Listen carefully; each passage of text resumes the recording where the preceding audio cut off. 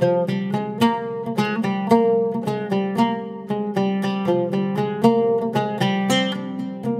இன்னைக்கு எல்லாருடைய all time ஃபேவரட்டான மட்டன் பிரியாணி எப்படி செய்கிறதுன்னு பார்க்க போகிறோம். இது வந்து நான் இன்றைக்கி குக்கரில் செஞ்சு காமிச்சிருக்கேன். பொதுவாக குக்கரில் செய்யும்போது வரக்கூடிய ஒரே ப்ராப்ளம் வந்து அரிசி குழையிறது, அதுக்கப்புறமா அரிசி வந்து ஒன்றோடு ஒன்று ஒட்டி வர்றது. அந்த மாதிரிலாம் இல்லாமல் நல்லா உதிரியான பெர்ஃபெக்டான மட்டன் பிரியாணி எப்படி செய்கிறதுன்னு பார்க்கலாம். ஹாய் ஃப்ரெண்ட்ஸ், வணக்கம். என் பேர் Abhi. Welcome to Indian recipes Tamil. வீடியோக்குள்ளே போகிறதுக்கு முன்னாடி நம்ம சேனல் இந்தியன் ரெசிபீஸ் தமிழை சப்ஸ்கிரைப் பண்ணிக்கோங்க. கூட இருக்க பெல் சிம்பலையும் கிளிக் பண்ணிக்கோங்க.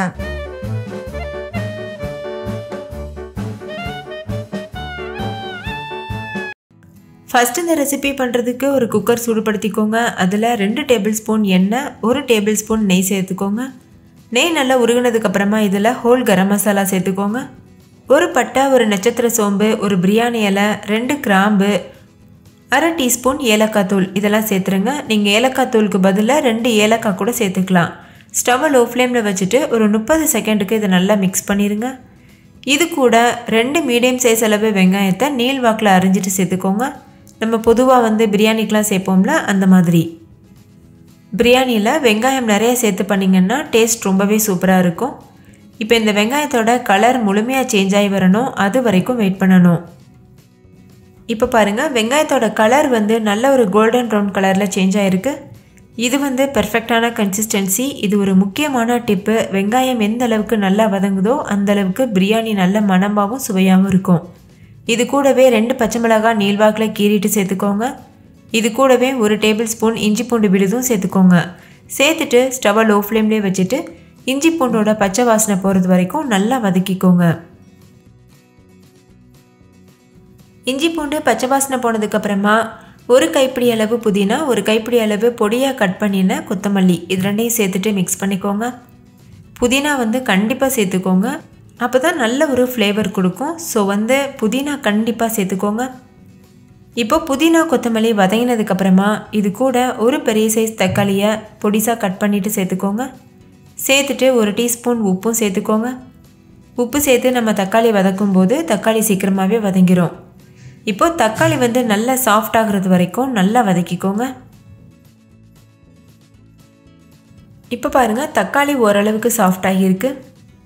இப்போ இதில் மசாலா பொருட்கள்லாம் சேர்த்துடலாம். 1 டீஸ்பூன் மிளகாத்தூள் சேர்த்துக்கோங்க. கூடவே 1 டீஸ்பூன் மல்லித்தூள் சேர்த்துக்கோங்க. நீங்கள் காரம் ஜாஸ்தி சாப்பிடுவீங்கன்னா 2 டீஸ்பூன் கூட நீங்கள் மிளகாத்தூள் சேர்த்துக்கலாம். அடுத்தது இது கூட 1 டீஸ்பூன் அளவுக்கு பிரியாணி மசாலா சேர்த்துக்கோங்க. பிரியாணி மசாலா வீட்லேயே எப்படி பண்ணணும்னு நான் ஆல்ரெடி ஒரு வீடியோ அப்லோட் பண்ணியிருக்கேன். அதோட லிங்க் வந்து டிஸ்கிரிப்ஷன் பாக்ஸில் இருக்குது, வேணும்னா செக் பண்ணி பாருங்கள். நம்ம பிரியாணி மசாலா வீட்லேயே அரைச்சி பண்ணும்போது அந்த பிரியாணிக்கு சுவையே தனியாக இருக்கும். ஒருவேளை உங்களால் செய்ய முடியலைன்னா நீங்கள் கடையில் விற்கிற பிரியாணி மசாலா கூட சேர்த்துக்கலாம். இப்போ இதில் ஒரு பிஞ்ச் அளவு மஞ்சள் தூளும் சேர்த்துட்டு இந்த மசாலாவோட பச்சை வாசனை முழுமையாக போகிறது வரைக்கும் வதக்கிக்கோங்க. மசாலாவோட பச்சை வாசனை போனதுக்கப்புறமா இதில் புளிக்காத கெட்டியான தயிர் ஒரு 2 டேபிள் ஸ்பூன் வரைக்கும் சேர்த்துக்கோங்க. சேர்த்துட்டு உடனேவே நல்லா கலந்துருங்க, கொஞ்சம் கூட கட்டிப்பற்றக்கூடாது. இந்த மாதிரி நல்லா மிக்ஸ் பண்ணிக்கோங்க. தயிர் நம்ம சேர்க்குறதுனால மட்டன் வந்து நல்லா சாஃப்டாக வெந்து வரும், பிரியாணியும் டேஸ்ட்டாக இருக்கும். தயிர் சேர்த்து நல்லா மிக்ஸ் பண்ணதுக்கப்புறமா இதில் வாஷ் பண்ணி வச்சுருக்க மட்டன் சேர்த்துக்கோங்க. நான் 1/2 கிலோ அளவுக்கு மட்டன் சேர்த்துருக்கேன். மட்டன் வந்து கொஞ்சம் பெரிய பெரிய பீசஸாகவே சேர்த்துக்கோங்க, அப்போ தான் பிரியாணிக்கு நல்லாயிருக்கும். மட்டன் சேர்த்துட்டு நல்லா இது போல் கலந்துக்கோங்க. நம்ம சேர்த்துருக்க மசாலாலாம் மட்டனோட நல்லா மிக்ஸ் ஆகணும், அது வரைக்கும் நல்லா மிக்ஸ் பண்ணிக்கோங்க. ஸ்டவ் வந்து மீடியம் ஃப்ளேமில் இருக்கட்டும்.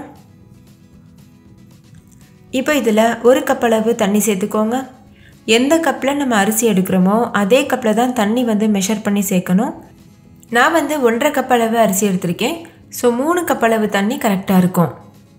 ஃபஸ்ட்டு நம்ம கறி வேக வைக்கிறதுக்கு 1 கப் தண்ணி மட்டும் சேர்த்துட்டு கறி நல்லா வேக வச்சுட்டு அதுக்கப்புறமா மீதம் இருக்க அளவு தண்ணியை நம்ம வந்து அரிசி வேக வைக்கும் போது சேர்த்துக்கலாம். ஸோ இப்போ நான் 1 கப் தண்ணி தான் சேர்த்துருக்கேன். சேர்த்துட்டு மூடி போட்டு மூடிட்டு மீடியம் ஃப்ளேமில் வச்சுட்டு 4-5 விசில் வரைக்கும் வெயிட் பண்ணுங்கள். அப்படி இல்லைன்னா கறி முழுமையாக வேகிறது வரைக்கும் வெயிட் பண்ணுங்கள். விசில் வந்ததுக்கப்புறமா ஸ்டவ் ஆஃப் பண்ணிடுங்க, ப்ரெஷர் தானாக ரிலீஸ் ஆகட்டும். நான் இன்றைக்கி பிரியாணி வந்து சீரக சம்பா அரிசியில் பண்ண போகிறேன். நீங்கள் சீரக சம்பா அரிசிக்கு பதிலாக சாப்பாட்டு அரிசி அப்படி இல்லைன்னா பாஸ்மதி அரிசி கூட யூஸ் பண்ணலாம். ஆனால் தண்ணி அளவு வந்து மாறுபடும். நம்ம சீரக சம்பா அரிசி எடுத்துருக்கிறதுனால தான் 1 கப் அளவு அரிசிக்கு 2 கப் அளவு தண்ணி சேர்க்குறோம்.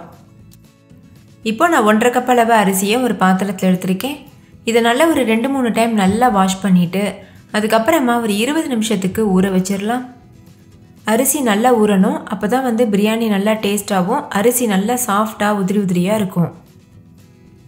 இப்போ நல்லா வாஷ் பண்ணி எடுத்தாச்சு. இது முங்குற அளவுக்கு தண்ணி ஊற்றிட்டு இதை நல்லா ஒரு 20 நிமிஷத்துக்கு ஊற வச்சிடலாம். இன்னொரு பக்கம் நம்ம வேக வச்சுருந்த மட்டனும் நல்லா வெந்துட்டு ப்ரெஷர்லாம் தானாக ரிலீஸ் ஆகிருக்கு. இப்போ இதை ஓப்பன் பண்ணி பார்க்கலாம். இந்த ஸ்டேஜில் மட்டன் முழுமையாக வெந்திருந்ததுன்னா அப்படியே நீங்கள் பண்ண ஆரம்பிச்சிடுங்க. அப்படி இல்லைன்னா மறுபடிக்கும் ஒரு 2-3 விசில் வச்சு வேக வச்சுக்கோங்க. இப்போ எனக்கு மட்டன் நல்லா வெந்திருக்கு. ஸோ இப்போ நான் மீதம் இருக்க 2 கப் தண்ணியை சேர்த்துட்றேன்.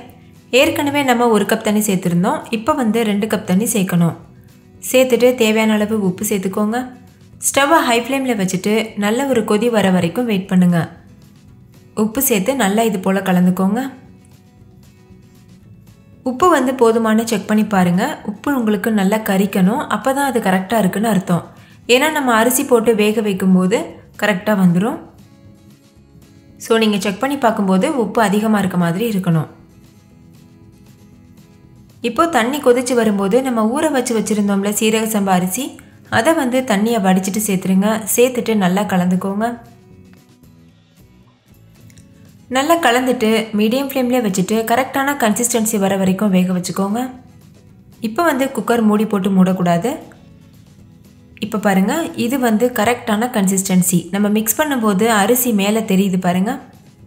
இது பெர்ஃபெக்டான கன்சிஸ்டன்சி. ஆரம்பத்தில் நம்ம மிக்ஸ் பண்ணும்போது அரிசி தெரியாது, அடியில் இருக்கும். ஆனால் கொஞ்சம் வெந்ததுக்கப்புறமா அரிசி மேலே தெரிய ஆரம்பிக்கும். அந்த ஸ்டேஜில் ஃப்ளேவருக்காக கொஞ்சமாக கொத்தமல்லி இலை சேர்த்துக்கோங்க. 1.5 டீஸ்பூன் அளவுக்கு நெய் சேர்த்துக்கோங்க. நெய் சேர்க்கறதுனால நல்ல ஒரு மணமாக இருக்கும். கடைசியாக நம்ம நெய் சேர்க்கறதுனால அரிசியும் நல்லா உதிரி உதிரியாக வெந்து வரும். இப்போ இதில் ஒரு அரை எலுமிச்சம்பழத்தை பிழிஞ்சு விட்டுக்கோங்க. இது ஒரு 1 டீஸ்பூன் அளவு எலுமிச்சம்பழ சாறு இருக்கும். எலுமிச்சம்பழ ஜூஸ் சேர்த்ததுக்கப்புறமா நல்லா கலந்துக்கோங்க. பாருங்கள், உங்களுக்கு பார்க்கும்போதே வித்தியாசம் தெரியும் அரிசி எந்த அளவுக்கு மேலெலும்பி வருது. ஸோ இது கரெக்டான பக்குவத்தில் இருக்குது.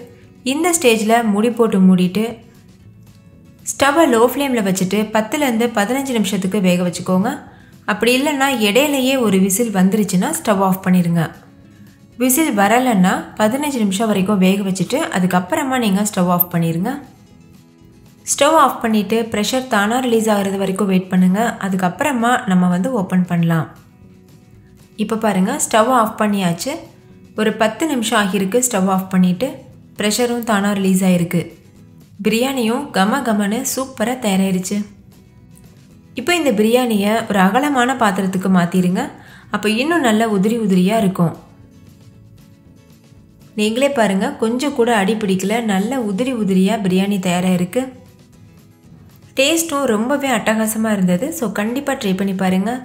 மட்டன் பிரியாணி ஒரு டைம் இந்த மெத்தடில் செஞ்சிட்டிங்கன்னா அதுக்கப்புறம் கடைகளில் வாங்கவே மாட்டீங்க. அவ்வளோ ருசியாக இருக்கும். அதுக்கப்புறம் உங்ககிட்ட அடிக்கடி செய்ய சொல்லி கேட்டு வாங்கி சாப்பிடுவாங்க. ஸோ கண்டிப்பாக ட்ரை பண்ணி பார்த்துட்டு டேஸ்ட் எப்படி இருந்ததுன்னு கமெண்ட்டில் சொல்லுங்கள். இது கூட தயிர் வச்சு வெங்காய ராய்த்தா வச்சு சாப்பிடலாம். ரொம்பவே பக்காவான காம்பினேஷனாக இருக்கும். அப்படி இல்லைன்னா மட்டன் கீ ரோஸ்ட் வச்சு சாப்பிடலாம். அதுவுமே ரொம்பவே டேஸ்ட்டாக இருக்கும். ஓகே ஃப்ரெண்ட்ஸ், இந்த மட்டன் பிரியாணி உங்களுக்கு ரொம்ப பிடிச்சிருந்துச்சுல? நீங்களும் வீட்டில் செஞ்சு பார்த்துட்டு டேஸ்ட் எப்படி இருந்ததுன்னு கமெண்ட்டில் சொல்லுங்கள். தேங்க்யூ, பாய்.